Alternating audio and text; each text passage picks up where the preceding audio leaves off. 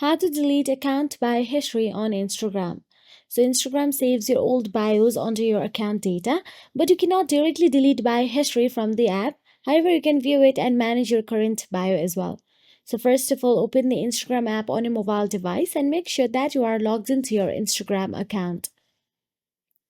Now, once inside the Instagram account, simply tap on your profile icon at the bottom right corner of your screen and navigate to your profile section. Again, inside your profile, tap on the three dash menu at the top right corner and navigate to settings and privacy. Now scroll down and tap on the your activity option available there. Now once inside your activity, you can scroll down again and there you will get to see account history option available. Simply tap on it. Inside account history, tap on the update type option available at the top right corner of your screen.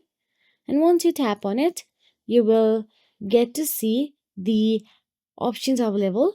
From there, tap on the bio and tap on the done. And here you can view all your previous bio listed by date.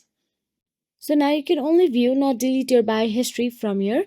Even if you tap on the clear all option available at the top right, it will just clear the bio history option available here. So that is it. If you found this video helpful, please like, share and subscribe, and thank you so much for watching.